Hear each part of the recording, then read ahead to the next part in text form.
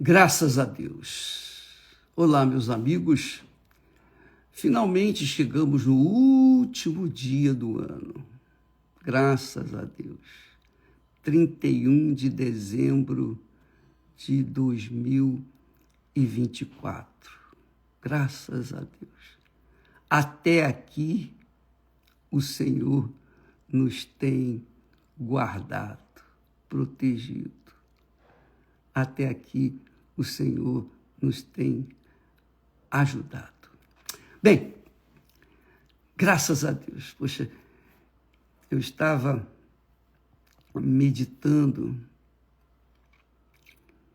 e o Espírito Santo é glorioso, meditando na palavra dele e pedindo, meu Deus, sempre estou a pedir a Deus, meu Senhor, me dá o pão nosso de cada dia para que eu possa distribuí-lo para aqueles interessados, para os interessados. Então, o Senhor, por Jesus, me dá essa direção. E então veio essa instrução, que há 3 tipos de pessoas de fé. Fé em Deus. Fé em Deus. E nós temos três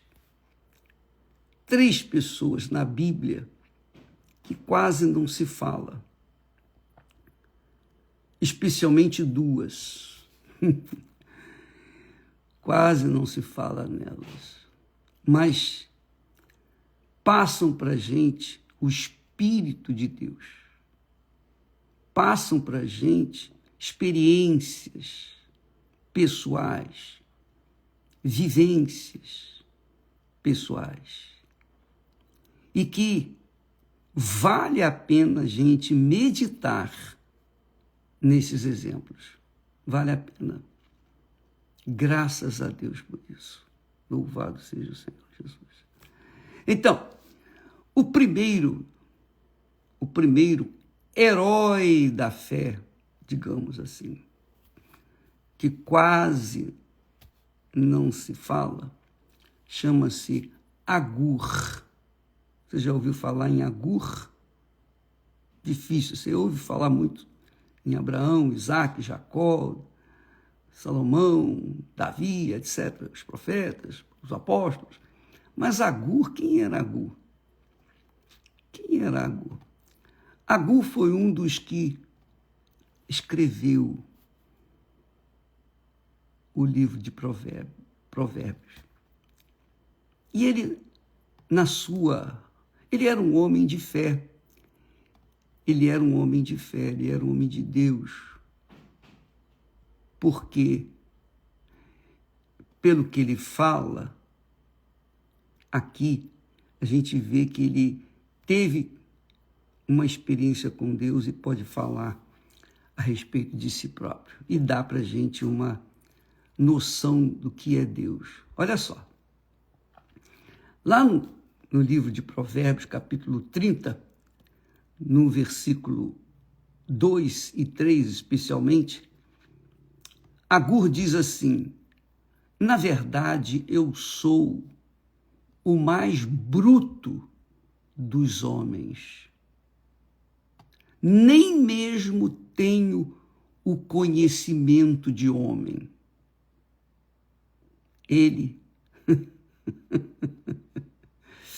um homem de Deus, mas ele confessou, inicialmente, obviamente, na sua carreira da fé: na verdade, eu sou o mais bruto dos homens. Nem mesmo tenho conhecimento de homem. Nem aprendi a sabedoria. Quer dizer, não tinha diplomas, não tinha conhecimentos, não tinha... Enfim, era um homem, assim, do nada. Nem aprendi a sabedoria, nem tenho o conhecimento do santo. Ele não tinha conhecimento do santo, não tinha conhecimento de Deus. Obviamente, ele teve a sua experiência com Deus e na oportunidade, ele pediu a Deus, ele fez a sua oração, dizendo: 2 coisas te pedi, não mas negues antes que morra. 2 coisas eu te peço antes, e não me negues antes que eu morra.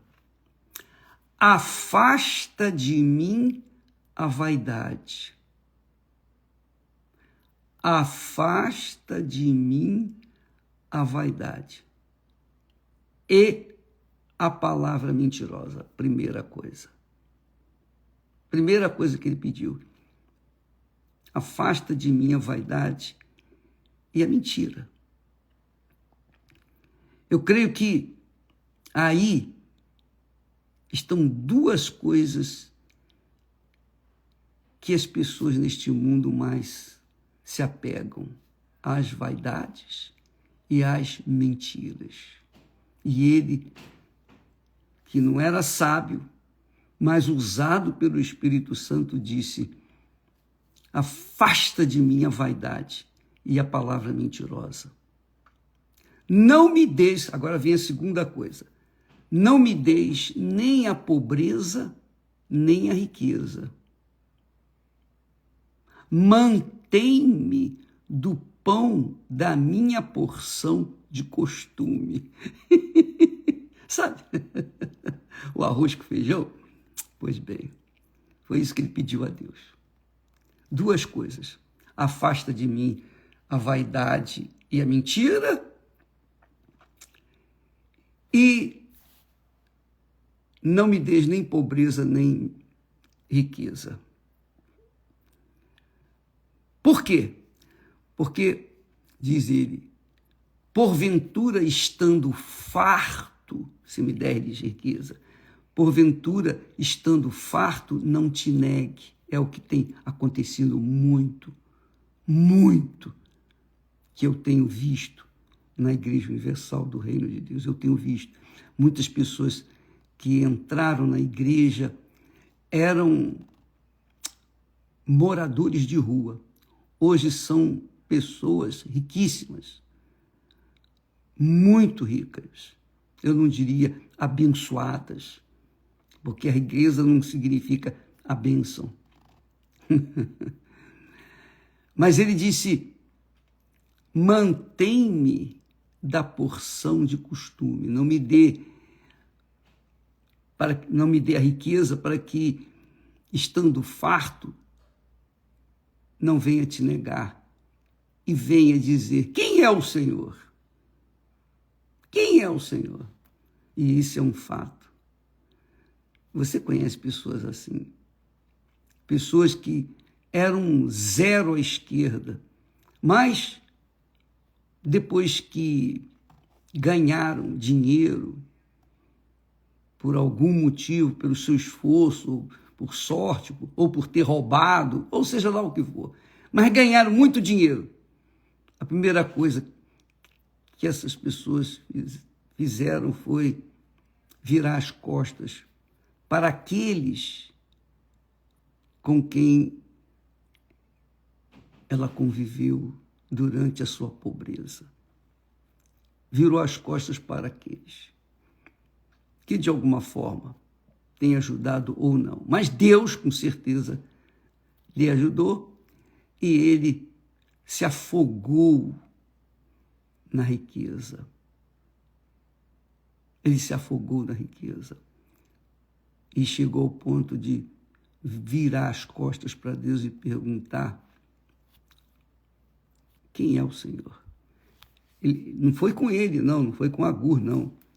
Ele estava pedindo a Deus que ele não lhe desse riqueza, para que ele não viesse cuspir no prato que comeu, que é o que muita gente faz. E nem me dê a pobreza, para que eu não tenha que furtar e tome o nome de Deus em vão. Quer dizer, ele não queria ser obrigado a roubar para matar a sua fome, por causa da pobreza, ele não queria a pobreza para não ter que roubar, para que finalmente não viesse desonrar o nome de Deus. Lembra que Jesus pede, ou ensina que a gente deve orar sempre para que o nome de Deus seja santificado em nossas vidas? Santificado. Então, eu aprecio muito, eu me identifico muito com Agur, porque ele diz: mantém-me do pão da minha porção de costume, nem muito, nem pouco, mas o quê? Para que a minha vida continue do jeito que era, para que o meu espírito, a minha alma não venha se envaidecer com as coisas que esse mundo que são passageiras, e venha perder a fé. Esse homem, Agur, fez essa oração, e eu peço a Deus isso para mim, para a minha vida. Eu peço a Deus. Eu não quero riqueza nem pobreza. Eu quero o pão nosso de cada dia, o pão de costume. O pão de costume não faz mal, a gente já está acostumado com ele. Mas se tem uma mesa muito farta, então os olhos crescem e então quer comer de tudo. Aí se torna um glutão, depois vem ter dor de barriga e ter que bater na porta do médico. Essa é a realidade. Então é melhor comer a porção de costume. É ter a porção de costume, comer a porção de costume, que aí não vai ter problema. Agur é uma dessas pessoas de fé que eu admiro muito na Bíblia. O segundo, semelhante a Agur, chama-se Asaf. Asaf foi um dos profetas, um dos homens de Deus. Ele escreveu os salmos, alguns salmos, dentre eles o Salmo 73, que você deve ler e meditar nele. Porque, em princípio, ele diz assim: verdadeiramente Deus é bom para com Israel, para com os limpos de coração. Faz um adendo, para os limpos de coração. Quanto a mim, aí ele diz, agora ele está falando de si próprio, da mesma forma como Agur falou de si mesmo: afasta de mim a vaidade, a mentira, e não me dê riqueza nem pobreza. Esse era o pão nosso de cada dia de Agur. E Asaf diz que Deus é bom para com Israel e para com os limpos de coração. Aí ele diz, com respeito a si próprio: quanto a mim, ele refletindo sobre a sua própria vida, ele era um homem de fé, um homem de Deus, tanto que escreveu salmos. Quanto a mim, os meus pés quase se desviaram.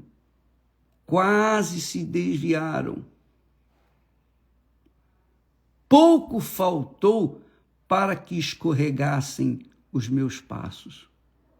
Por quê? Ele diz: porque eu tinha inveja dos nécios. Eu tinha inveja dos nécios. Quando via a prosperidade dos ímpios. Ah, minha amiga, você vê. Agur falou: afasta de mim a vaidade. Eu creio, eu penso que quando a gente se levanta pela manhã, a vaidade já está de pé, esperando a gente. Essa é a realidade. A vaidade já está pronta para entrar em ação. O espírito de vaidade.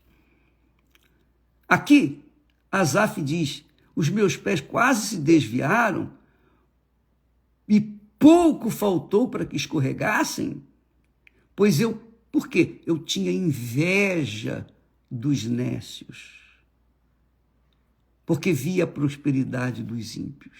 É o que muita gente fica... muita gente não crê em Deus ou não quer crer em Deus porque vê esses disparates, essas injustiças que ferem, mas machucam a nossa sensibilidade. A gente vê muitas injustiças nesta terra. Eu sei que isso é dentro e fora das igrejas. Dentro e fora das igrejas. Mas o problema de Asaf não era ele ver os nécios prosperando, os maus prosperando, enriquecendo. O problema dele era que ele olhava para os outros.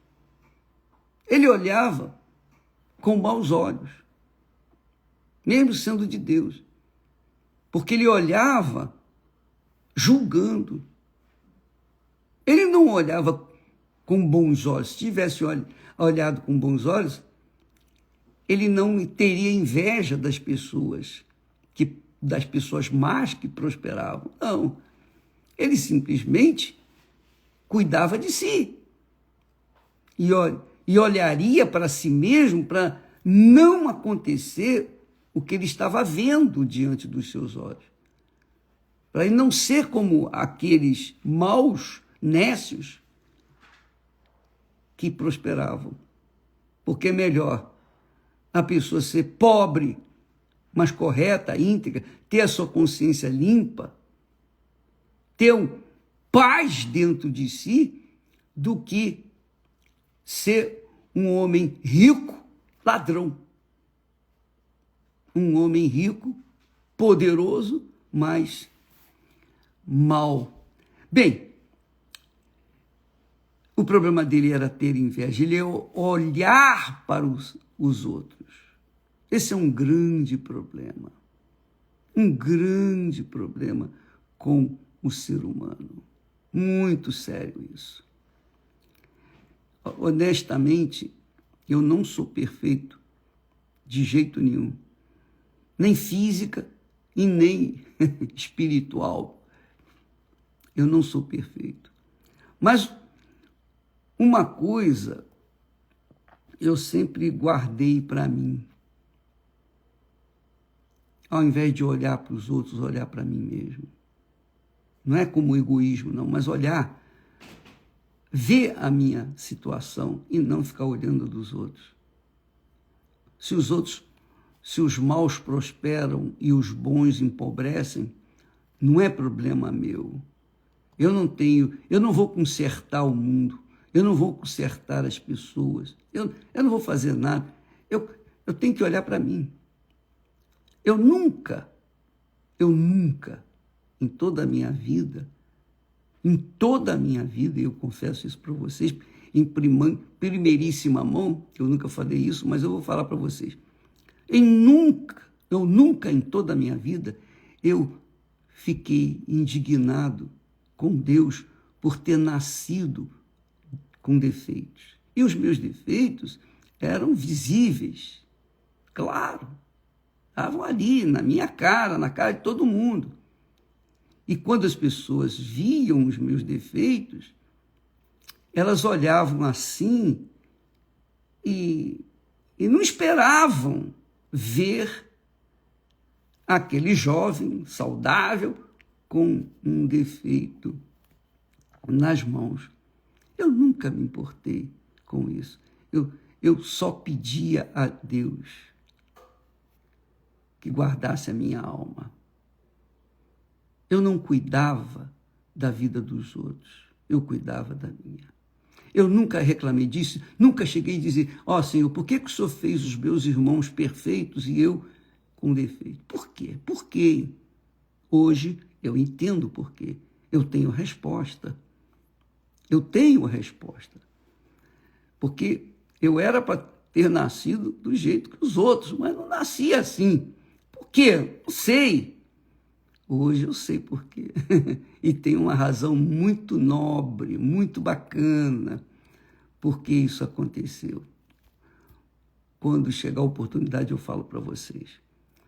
Mas esse é o problema das pessoas. O problema das pessoas é ficar olhando para outras pessoas. E quando se olha para as outras pessoas, você vai criticar, ou você vai ter inveja, você vai falar alguma coisa contra. Enfim, esse que é o problema do mundo. Esse que é o problema da sociedade. Muitos roubam, não porque nasceram ladrões, mas porque viram os outros roubar. Eu também vou roubar.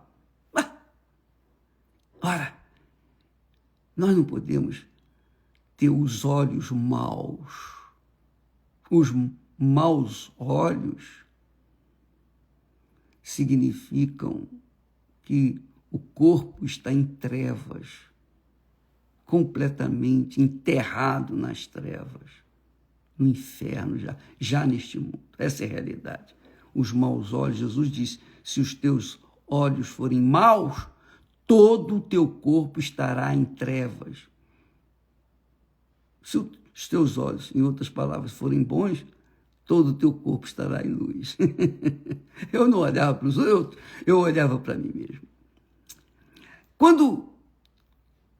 Quando pensava em entender isso, Asaf está falando, que os maus se davam bem e os bons se davam mal na vida, quando pensava em entender isso, queria entender esse disparate, foi para mim muito doloroso, até que entrei no santuário de Deus, quer dizer, no altar. Então entendi eu o fim deles. O fim deles. Porque, veja só, minha amiga e meu amigo, tudo que você tem, que eu tenho, tudo que nós temos, vem das mãos de Deus. E Deus, com certeza, mais cedo ou mais tarde, Ele irá julgar cada um de nós pelo que Ele nos deu. É o que a parábola diz. Jesus ensina isso. Que Ele chamou os seus servos, o Senhor chamou os seus servos, a um deu 5 talentos, de acordo com a sua capacidade. Ao outro servo deu 2 talentos, de acordo com a sua capacidade. E o outro recebeu 1 talento, de acordo com a capacidade dele. E esse senhor foi para uma terra distante. Quando voltou e acertar contas com os seus servos, o que tinha ganho 5 talentos, multiplicou e ganhou mais 5. E ele apresentou ao seu senhor, olha, eu ganhei, o senhor me deu 5, eu ganhei mais 5, estão aqui os 10 talentos. E o Senhor lhe disse, muito bom, servo, muito bem, servo bom e fiel. Servo bom e fiel. Foste fiel no pouco, sobre o muito te colocarei. O segundo foi a mesma coisa. Senhor, tu me deste 2, eu ganhei mais 2. Estão aqui os 4. Servo bom e fiel. Quer dizer, o segundo que recebeu 2 talentos, não foi reclamar com ele, dizendo, poxa, o senhor deu 5 para ele, só deu 2 para mim. Não. Ele simplesmente fez a sua tarefa, cumpriu o seu dever e foi multiplicar. Já o terceiro servo, que ganhou 1 talento, que era homem de maus olhos, esse já disse logo, olha, Senhor, sabendo que o Senhor é um homem severo, que semeia, ou que colhe, ou que quer colher onde não plantou, o Senhor é um homem rigoroso, etc., etc., julgou o Senhor. O que eu fiz? Eu escondi, eu enterrei o teu talento. está aqui o talento que o senhor me deu. E Deus, o Senhor, lhe disse: servo mau e negligente, foste infiel no pouco, foste infiel, foste mau. E então o Senhor lhe disse: cabia você pegar o meu talento, já que você não queria trabalhar, não queria multiplicá-lo, vai lá, você poderia ter entregue ao banqueiro e o banqueiro iria multiplicar e eu teria os juros. Mas você não fez isso. Você ficou olhando para os outros. Então o lançou nas trevas onde há choro e ranger de dentes. Então a gente vê que a vida é feita, este mundo é feito de injustiça. Não havia injustiça. Você sabe por que não havia injustiça? Porque quando Deus criou Adão e Eva, eles eram perfeitos, não havia o mal. Eles não tinham conhecimento do mal, só tinham conhecimento do bem. Então, tudo era perfeito, tudo era perfeito. Mas quando eles erraram, pecaram, desobedeceram a Deus, então eles tiveram conhecimento do mal. Uma vez tendo conhecimento do mal, eles foram saber o que é o mal. Pronto. Quer dizer, tiveram a curiosidade de saber o que é o mal. Consequentemente, a humanidade nasceu no pecado, nasceu no erro. Então Deus fez tudo perfeito, mas o homem que jogou fora a perfeição, desprezou o bem e abraçou o mal. Então você vê os maus se dando bem e os bons se dando mal, às vezes você vê por aí nesse mundo, mas você pode ter certeza que vai chegar o dia do julgamento, está se aproximando, o julgamento vai acontecer, e quando acontecer, ele, o Senhor, vai pedir contas a cada um de nós dos talentos que ele nos deu. Ele vai pedir conta. Todos nós iremos estar perante, os incrédulos vão estar perante o tribunal do Pai sem advogado, porque eles têm rejeitado o Filho do juiz, do Senhor, Deus, o juiz dos juízes. Eles rejeitaram o Filho do juiz, que é advogado, que é Jesus, é o advogado dos que creem nele. Então, rejeitaram, então eles não vão ter advogado para defender a causa deles. Mas aqueles que aceitaram o Filho como advogado, que colocaram suas vidas na mão desse advogado para defender suas causas, esses vão ser defendidos diante do Pai, porque ele, o Filho, o advogado dos que nele creem, vai interceder e o Pai com certeza vai perdoar, porque o próprio Filho deu a vida dele pelos que nele creem. Por isso a necessidade de se crer no Senhor Jesus como único Senhor, como único Deus, como único digno de todo amor, com todas as forças, de todo o coração, com todo o entendimento. Se a pessoa entender isso, então todas as demais coisas vão ser acrescentadas na vida dela, porque o próprio Senhor será justo para suprir as necessidades nossas. Bem, falamos de Agur, que pediu a Deus que afastasse dele a vaidade e a mentira, a palavra mentirosa. Isso é uma coisa. Depois ele pediu que não lhe desse nem riqueza nem pobreza, mas o pão nosso de cada dia. Bacana. Já Asaf ficou com inveja daqueles que prosperavam, se tornavam ricos, sendo maus, e ele, como servo de Deus, era pobre. Até que um dia ele entrou no santuário e foi entender que Deus é o Senhor de todas as coisas. e que este mundo, esta vida passa, é passageira, que é o que nós concluímos aqui com o terceiro, que é Paulo. O apóstolo Paulo, ele foi um homem perverso, cruel, perseguia, matava. Era um homem cruel para com os cristãos, mas depois que ele conheceu Jesus, ele virou a casaca 100%. De perseguidor, de assassino, ele se tornou um pregador do Evangelho do Senhor Jesus.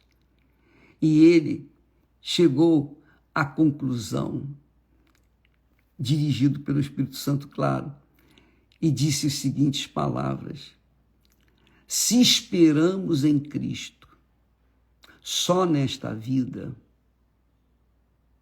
se esperamos em Cristo só nesta vida, que quer dizer, se a minha fé está em Jesus para alcançar benefícios, prosperidade, para ser rico, para ter saúde, para ter família, para ter isso, ter aquilo outro, se a minha fé está focada em Jesus por causa dessas coisas, somos os mais miseráveis de todos os homens. Porque ele teve a visão de que neste mundo tudo passa, riqueza passa, pobreza passa, fome passa, abastança passa, tudo passa, vaidade passa, tudo passa, não fica nada, zero. Essa terra vai pegar fogo e já está começando a queimar. Então a gente sabe que vai passar, tudo vai passar. E eu fico pensando, eu cá com os meus botões, quantas pessoas, coitadas, estão lutando com unhas e dentes, colocando a vida em jogo, colocando tudo, jogando todas as suas fichas neste mundo para ganhar dinheiro. Até que chega um momento que morre. Acabou. Não é assim? Graças a Deus. Que Deus nos deu esse entendimento de que tudo passa, tudo cessa, tudo acaba. Você lembra do maracujá de gaveta? Nós postamos essa matéria muito interessante, que tudo passa, tudo acaba. Não adianta. Você pode fazer a plástica que quiser, mas vai chegar um momento que nada vai suportar. Tanto a pessoa que faz a plástica, quanto aquela que se plastificou. Tanto o médico que fez a plástica, quanto a pessoa que foi plastificada. Acaba, tudo cessa, tudo acaba. Mas aquele que faz a vontade de Deus, esse permanece para sempre. Então, amiga e amigo, nós vamos entrar o ano novo. Abra sua cabeça, seu entendimento, seu coração. Se nós esperamos em Cristo, quer dizer, se nós temos a fé em Jesus para alcançarmos os nossos sonhos, realizarmos os nossos sonhos, somos os mais miseráveis de entre os homens. Porque Jesus não veio para isso. Ele veio para nos dar uma vida eterna. Se você gosta da sua vida, imagine a vida que o Senhor Jesus tem preparado para aqueles que o amam, que o servem, que o obedecem. Imagine você. Entende, amiga e amigo? Tudo passa, tudo cessa, tudo acaba. Eu sempre me lembro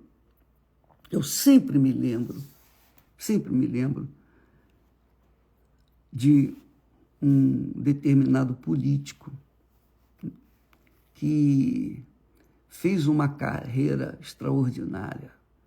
Ele foi vereador, foi prefeito, foi deputado, foi governador,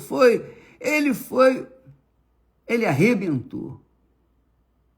Ele enriqueceu demais. Mas na hora da morte, ele estava só confinado a um corpo franzino, completamente comido pelo câncer, sofrendo. O pior sofrimento dele era o medo de morrer, mas a hora dele estava chegando. É uma pena, mas esse homem é apenas um exemplo. Ele não cria em Jesus. Ele não creu em Jesus. Mas você que crê em Jesus, não perca essa fé, não perca esse foco, não perca essa visão. Jesus não veio para nos dar uma vida abundante aqui na terra. É muito pouco. Toda a abastança, toda a vida abundante que Jesus se refere, não diz respeito a esse mundo, porque esse mundo está perdido, está confinado, está já determinado para o fogo. Jesus veio para trazer a salvação eterna. Ele veio para levar você, eu, cada um de nós que nele crê, para o gozo eterno, para o descanso com o seu Pai. O gozo da alma por toda a eternidade. Aí sim nós vamos gozar a vida eterna. Aqui neste mundo, a vida abundante não é porque você tem abastança na sua mesa, você tem tudo que você vive, uma vida abundante. Não, a vida abundante você pode ter fisicamente, mas dentro de si tem sempre um problema, tem sempre uma questão, é ou não é? Tem sempre uma necessidade. É um parente, é um ente querido que está perdido nas drogas, é a falta de paz, enfim, é um inferno. Do ponto de vista físico, você tem tudo. Do ponto de vista espiritual, você não tem nada. Porque você é uma pessoa triste, porque você ama pessoas que não querem nada com Deus. Então, amiga e amigo, Paulo então deixa esse ensinamento. Se nós esperamos em Cristo só nesta vida, somos os mais miseráveis de todos os homens, os mais infelizes. Se você espera em Jesus, ou se você quer receber o batismo com o Espírito Santo para viver mais intensamente neste mundo, você não vai recebê-lo. Não vai mesmo. Mas se você quer receber o Espírito Santo para manter-se na fé, lutando, vai manter-se lutando.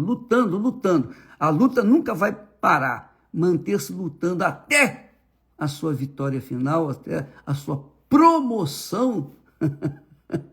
Aí sim, você é bem-aventurada, é bem-aventurado, com certeza. Entendeu? Amiga e amigo, Deus quer te dar vida abundante. E quando se trata de vida abundante, esquece a terra, porque esta terra não tem a vida abundante para dar que Deus tem preparado para aqueles que o amam. Tá bom? Deus abençoe a todos vocês, que o Espírito Santo seja derramado no dia de hoje naqueles que ainda não receberam. Hoje nós teremos aquela vigília, passagem do ano velho para o ano novo, e com um pedacinho de pão no último minuto deste ano, nós vamos comer do pão, que é Jesus, que é a carne, representa, simboliza a carne de Jesus. E no primeiro minuto do ano que vem, nós estaremos bebendo do cálice, que representa o sangue do Senhor Jesus. Então, nós vamos terminar esse ano na presença dele e entrar o novo ano na presença dele. O que é que você quer mais da sua vida? Estando com Ele dentro de si e sendo selado com o Espírito Santo. Então, esta noite nós teremos esta grande festa, a festa do derramamento do Espírito Santo naqueles que esperam em Jesus para viverem a vida abundante que Ele tem preparado para aqueles que o amam. Deus abençoe a todos e até amanhã, em nome do Senhor Jesus. Eu vou deixar os textos aqui para que você leia, medite, mas seria bom você meditar em todo o texto, em todo o capítulo, para você avaliar melhor o que nós esquecemos de falar ou deixamos de falar, tá bom? Deus abençoe e até amanhã, em nome do Senhor Jesus. E tenham excelente entrada com a entrada do Espírito Santo sobre você. Deus abençoe em nome de Jesus. Amém.